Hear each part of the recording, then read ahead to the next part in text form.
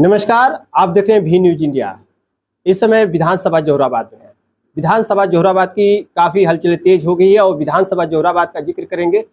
बिन समाज से है और बीजेपी पार्टी से काफी पुराना रिश्ता है और बीजेपी पार्टी इन दिनों काफी जो है अपने शीर्ष नेताओं की बातें जो है इस समय चल रही है कि जो लोकसभा चुनाव में जो झटका लगा है उसको लेकर काफी कुछ बदलाव से आ गए हैं कि 27 तक मजबूत इतना कायम किया जाए कि यहाँ लोकसभा जो 24 का चुनाव रहा उसका नतीजा का बदला 27 में लिया जाए और 27 में पूर्ण बहुमत के साथ एक इतिहास कायम किया जाए। तो इन सभी पे बात करेंगे और सबसे पहले स्वागत है आज भी न्यूज इंडिया पे। आपका भी विमलेश जी बहुत बहुत स्वागत।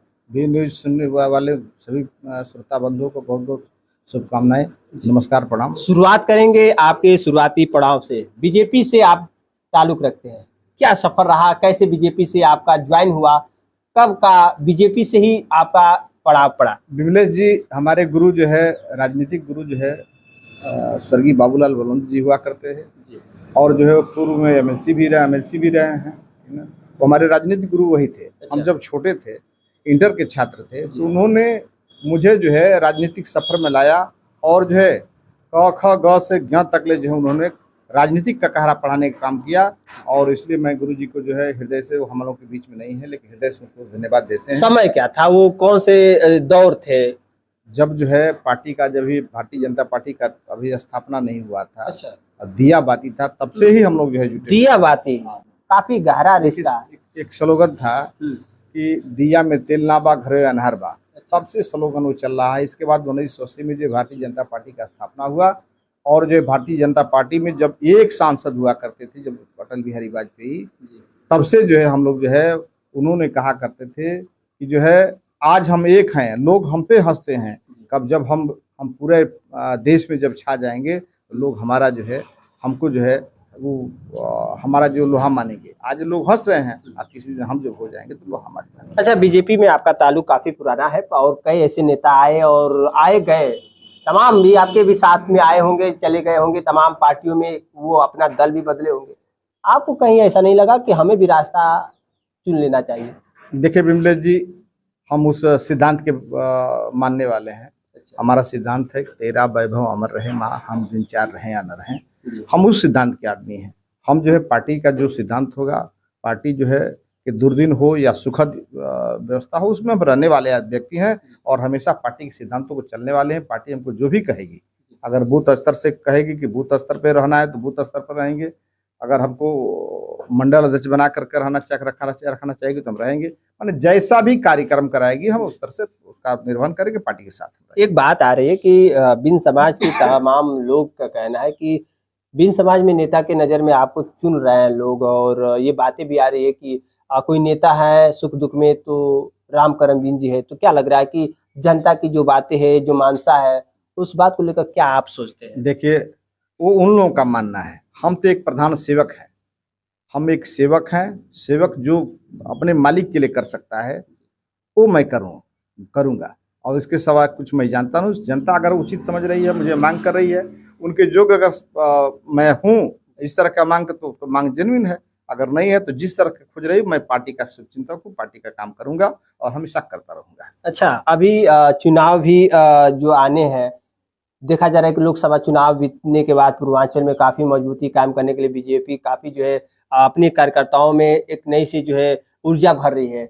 तो क्या लग रहा है कि 27 के चुनाव आने से पहले आप लोग की तैयारी क्या रहेगी और किस मकसद से क्या कार्रवाई रहेगी? विमलेश जी, जो है हम जो है, चाहे पार्टी नई रही हो चाहे पुरानी हुई हो, हम जो है भारतीय जनता पार्टी की सिद्धांतवादी पार्टी लोग हैं। हम जो है भारतीय जनता पार्टी के सिद्धांत पर चलने वाले व्यक्ति हैं। पार्टी का जो दिशा निर्देश होगा हम लोग काम करेंगे, पार्टी को जिताने का काम करेंगे। चाहे 2027 में चुनाव हो, चाहे इसके बाद का चुनाव हो, हम लोग जिताने का काम करेंगे। अभी भी चुनाव हुआ था, हम लोग जो है हृदय से इस चुनाव को मैंने देखा और जहाँ जहाँ हम लोग गए तहाँ विजय मिली, ठीक ना। और जो है हम उसको हार नहीं मानते हैं।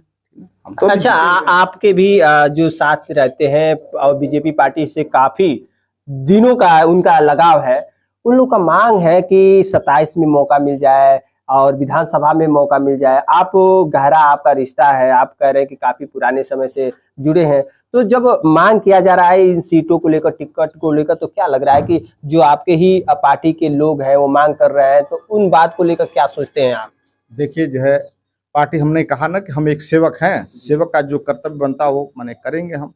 अगर जनता योग्य समझती है तो, अगर जनता मांग करती है तो, अगर जेन्युइन है तो जनता का मांग जेन्युइन है। जोहराबाद से बीजेपी पार्टी से अगर चुनने की बात आ जाए तो उस समय क्या आपका निर्णय होगा? नहीं, अगर पार्टी चुनती है, पार्टी कहती है कि सिंबल तुमको दे रहे हैं, तुम लड़ो जी, तो पार्टी के लिए हम कुछ भी करेंगे। मान सम्मान के लिए एकदम बिल्कुल जो है अपने मान सम्मान के लिए अपना तन भी अगर कहीं सम्मान में लगाना पड़ेगा और इस जनता के लिए, अपने इस जोहराबाद की क्षेत्र की जनता के लिए अगर देना पड़ेगा तो मैं सशक्त तैयार हूँ। हम क्यों पीछे रहेंगे? अरे इस पार्टी में मैंने जो है शुरू से आखिर तक मैंने जो है इस पार्टी को कमल खिलाया है, इस पार्टी में अपना खून पसीना बहा करके इस पार्टी का सींचा है। तो फिर अगर पार्टी अगर मुझे मौका देगी तो मुझे लड़ना है, अगर पार्टी नहीं देगी तो नहीं लड़ूंगा। पार्टी अगर मौका देगी तो मुझे लड़ना है और जो है जनता का सेवा करने का मौका भी मिलेगा, मैं सेवा करूंगा। कि बीजेपी से अभी सुभाषपा का जो है गठबंधन है, ओम प्रकाश राजभर को शायद बीजेपी मौका दे तो क्या करेंगे? देखिए, एक बार ओम प्रकाश राजभर बीजेपी के साथ तालमेल करके जो पहले जो है चुनाव में आए, उनको मंत्री बनाया गया। फिर इनको लगा कि बीजेपी के साथ हमने जा करके बड़ा गलती कर दी तो सपा का दामन पकड़ लिया। कुछ दिन सपा रह गया में हुए, फिर इसके बाद जब उनकी किरकिरी होने लगी तो फिर भाजपा में आ गए।